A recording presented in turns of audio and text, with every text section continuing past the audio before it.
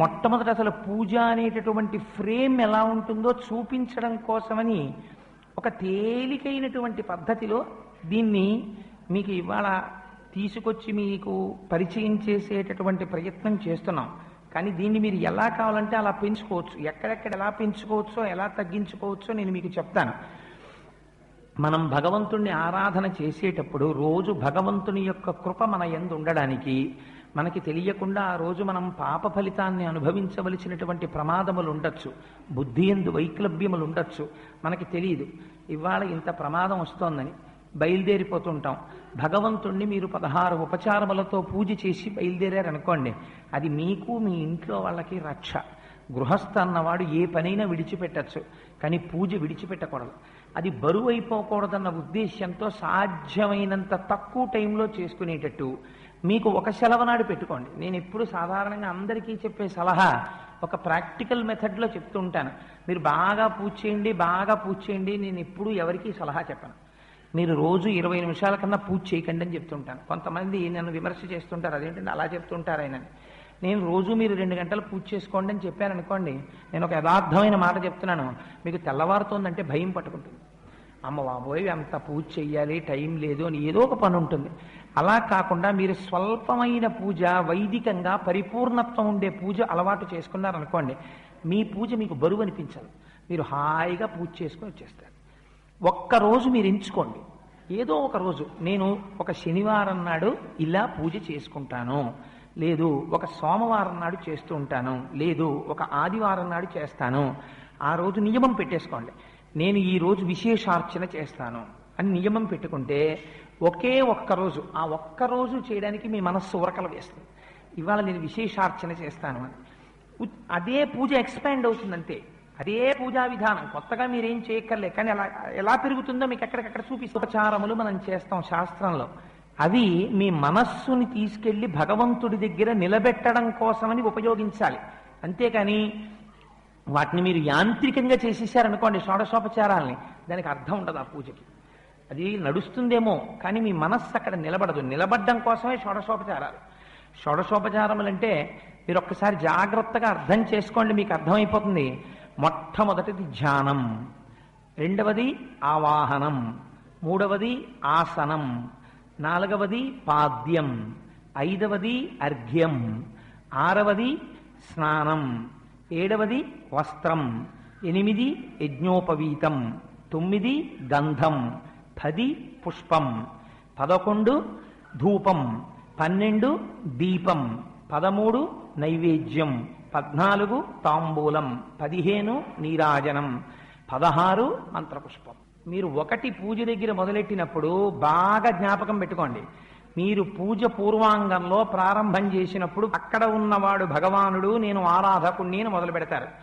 16వ కళ దగ్గరికి వచ్చేటప్పటికి చంద్రుడు పూర్ణత్వాన్ని పొందుతాడు, పౌర్ణమి చంద్రుడు అయిపోతాడు, పూర్ణమైపోతాడు. గుండ్రటి 0, పూర్ణమద పూర్ణమిదం పూర్ణాత్ పూర్ణ ఉదచ్యతే పూర్ణస్య పూర్ణమాదాయ పూర్ణమేవావశిష్యతే. మీ పూజ కూడా 16వ ఉపచారం దగ్గరికి వెళ్ళేటప్పటికి పూర్ణత్వాన్ని పొందేయాలి.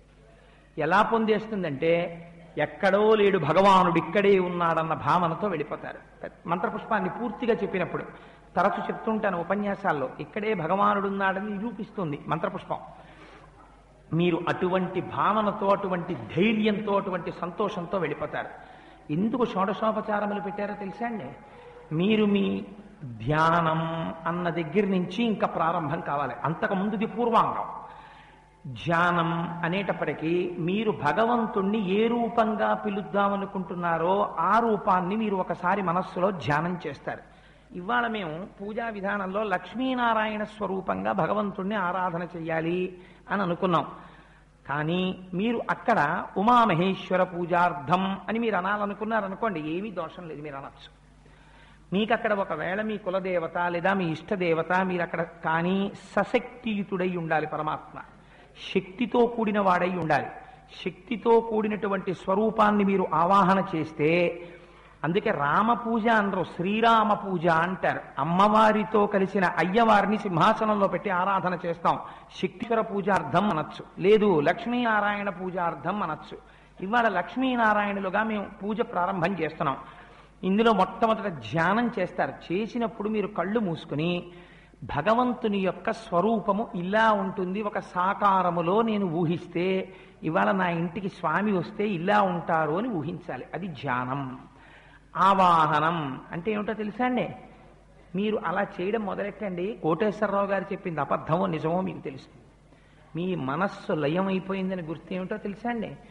మీరు ఇలా నివేదన చేసేటప్పటికీ మీరు పూజలో తీర్థం తీసుకుని ఇలా లేవగానే ఎవరో ఒక పుణ్య దంపతులు మీ ఇంటికి వస్తారు ఆ రోజు. లేదు, ఒక్కొక్కసారి ఏమీ తెలియనటువంటి రూపంలో పరమాత్మ ఇంటికి వచ్చి కూర్చుని ప్రసాదం తీసుకుని వెళ్ళిపోతారు. వచ్చి తీరుతాడు భగవానుడు. ఎలా వస్తాడు అంటే మీరు గుర్తుపట్టలేరు. ఆ రూపంలో వస్తాడు. అందుకే బాగా అలవాటు చేసుకోండి. మీరు పూజ పూర్తి చెయ్యగానే మీ ఇంటికి ఎవరు వస్తారో వారికి తప్పకుండా మీరు ఏదో ఒక పదార్థాన్ని ఇచ్చి పంపడం నేర్చుకోండి.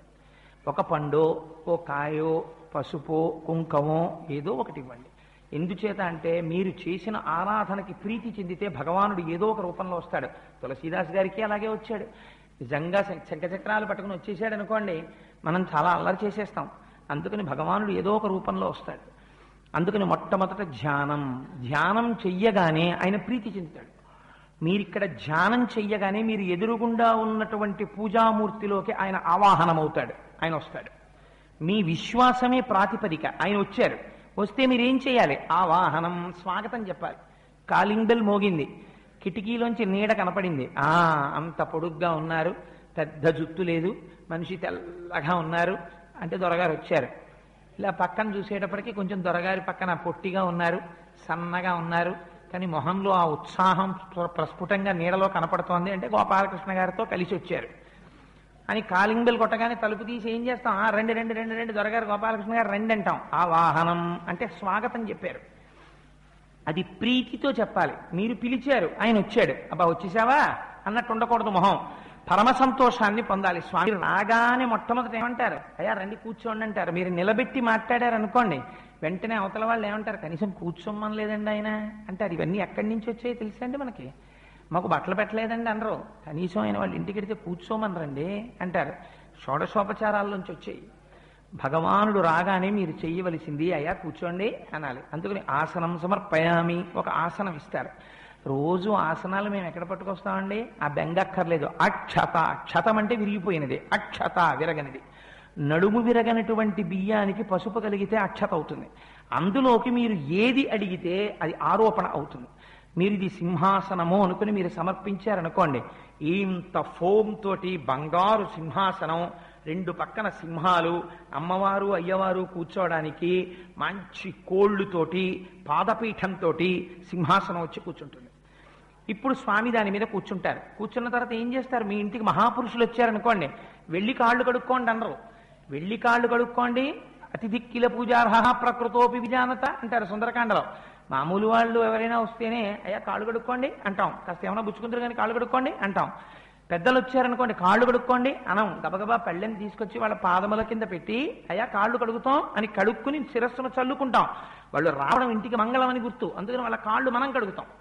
అందుకని పాదయోహ పాద్యం సమర్పయామి, స్వామి నీ కాళ్ళు అమ్మ కాళ్ళు కడుగుతున్నాను ఇవాళ, ఏం అదృష్టమయ్యా నది అని కడగాలి.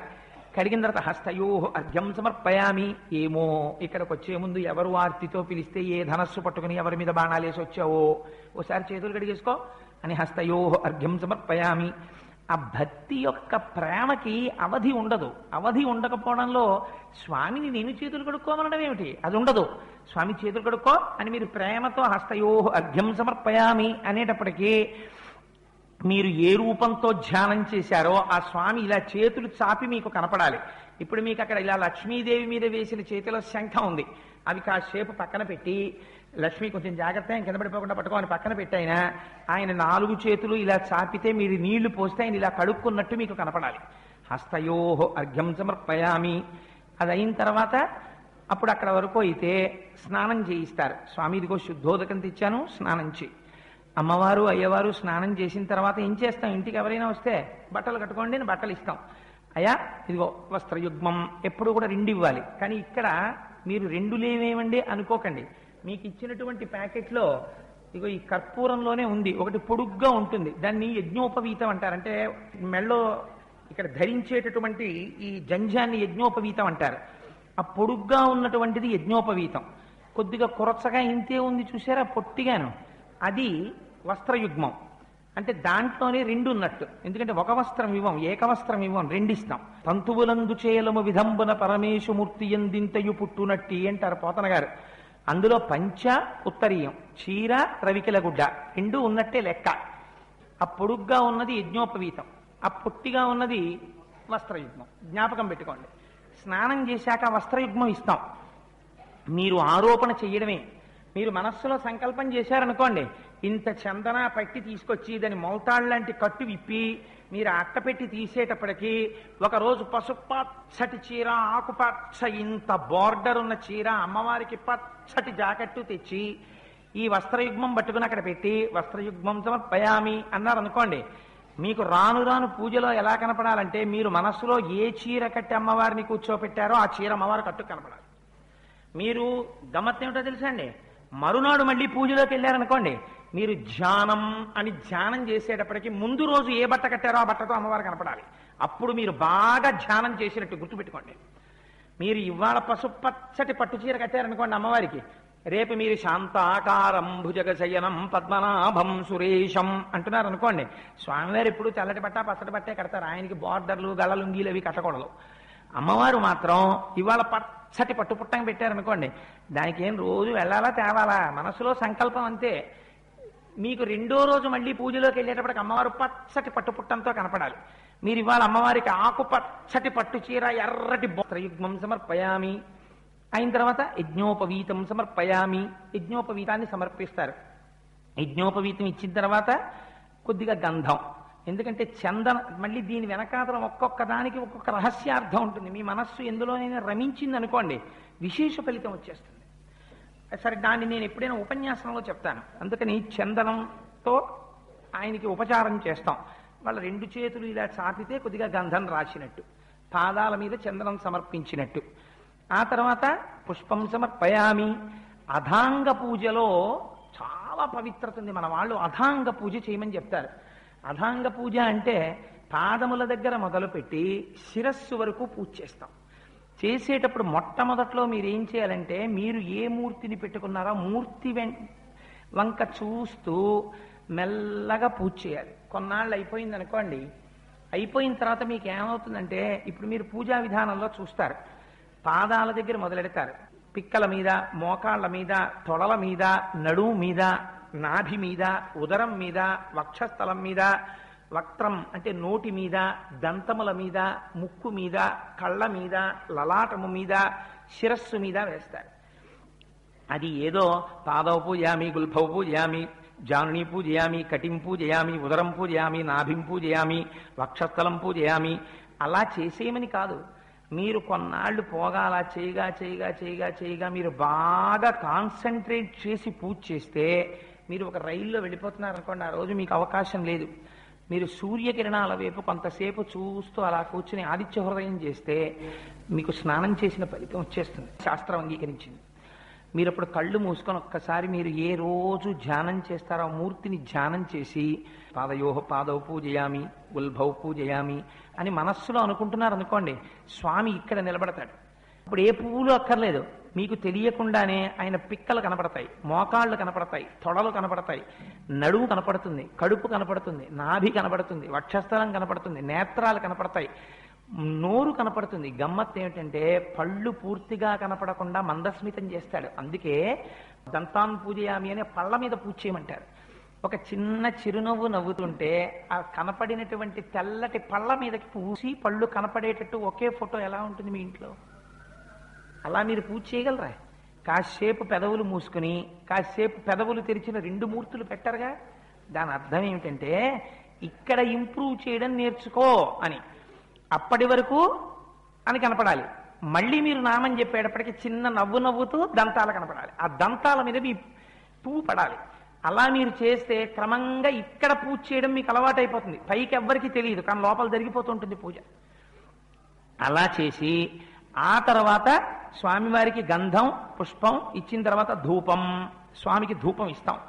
ధూపం ఇచ్చేటప్పుడు గంట వాయించాలి, గంట నేల మీద పెట్టకూడదు. ఇప్పుడు గంటను ఎప్పుడైనా ఏదో ఒక దాని మీద పెట్టుకోవాలి. దానికి గంట.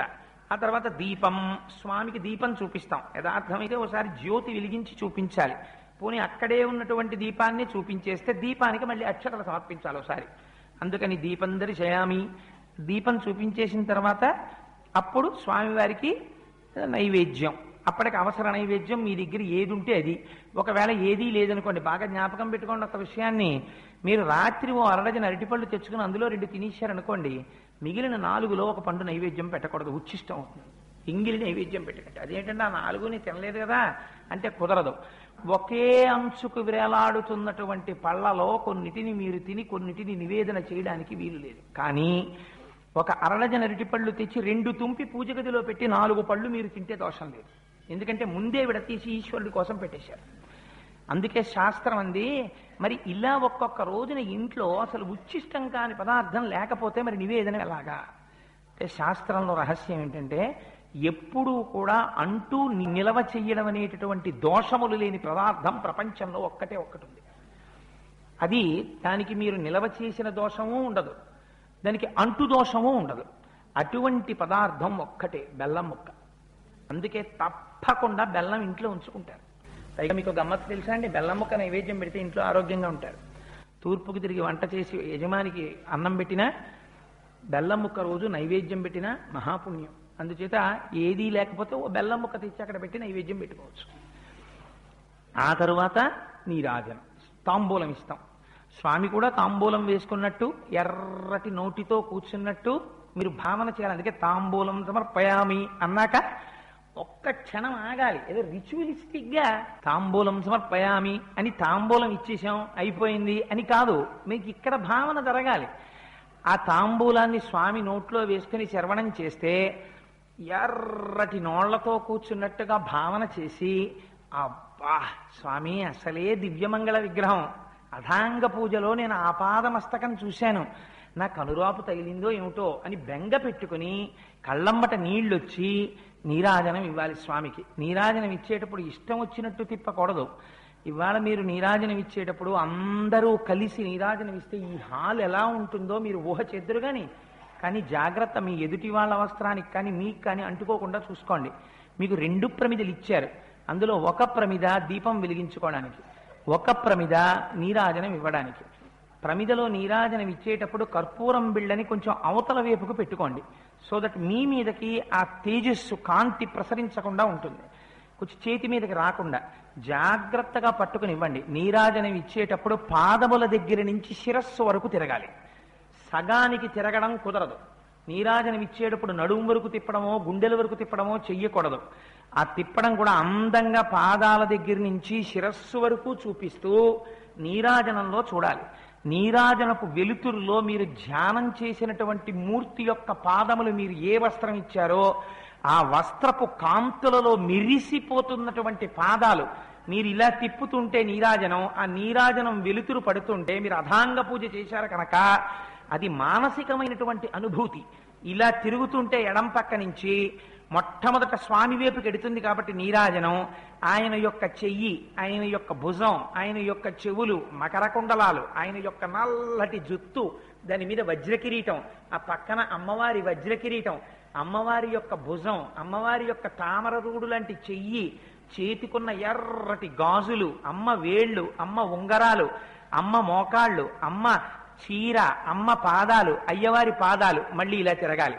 తిరిగేటప్పుడు మళ్ళీ నుదురు వాళ్ళ మెరిసిపోతున్న కాంతులతో మూడోసారి పాదాల దగ్గరికి వచ్చి దర్శనంలో తన్మయత్వాన్ని అనుభవించి, ఎంత తొందరగా కర్పూరం ద్రవస్థితిని పొందకుండానే వాయుస్థితిలోకి వెళ్ళిపోతుందో అంత తొందరగా మీ మనస్సు లయమైపోయే అదృష్టాన్ని మీరు కోరుకోవాలి. కోరుకుని అక్కడ పెట్టి నీరాజనానంతరం శుద్ధ ఆచమనీయం సమర్పయామి. ఇంత తేజస్సు తగిలింది స్వామి, నీకు దాహం వేసిందేమో అని కొద్దిగా మళ్ళీ నీళ్ళు ఇవ్వాలి.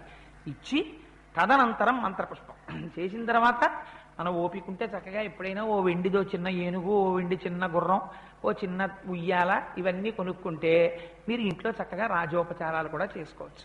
చామరం వీజయామి అని చక్కగా చామరంతో స్వామికి వీయచ్చు. ఎందుకంటే చామరీ మృగం యొక్క వెంట్రుకలకి ఒక గమ్మత్తుంది. ఆ చామరీ మృగం యొక్క వెంట్రుకలతో చేయబడినటువంటి చామరాన్ని స్వామికి చూపిస్తే, దాంతో కానీ గాలి వీస్తే ఎంత అలసట పొందిన వాడికైనా సరే ఆ శ్రమ తీరుతుంది. అందుకే గజేంద్ర మోక్షంలో వర్ణిస్తారు ఆ చామరీ మృగాల గురించి. అందుకని ఆ చామరంతో మీరు ఇలా చూపించారనుకోండి, స్వామివారి అలసటంతా తగ్గిపోయి అబ్బా కోటేశ్వరరావు ఇంటికి వెళ్ళాను ఎంత హాయిగా ఉందోనే బాబు, చామరంతో వీచాడు పాపం ఒళ్ళు అలసటంతా పోయి ఎంత ఓపిక వచ్చిందోను అంటాడు స్వామి. అంటే నిజంగా అలానే భక్తికి అడ్డు లేదు, అలా మీరు భావన చేసుకోవచ్చు. తర్వాత మంత్రపుష్పం జ్ఞానంతో పూర్తయిపోతుంది. అంటే అక్కడున్నవాడే ఇక్కడున్నవాడు అన్న ఏకాత్మతా భావనతో మీరు పరమ సంతోషంగా నన్ను ఎవరేం చేసి ఇక్కడే ఉన్నాడు భగవానుడు, వాడే అన్నీ చేయిస్తున్నాడు అన్న భావనతో వెళ్ళిపోతాడు. మళ్ళీ మర్నాడు వచ్చినప్పుడు మళ్ళీ ప్రారంభం.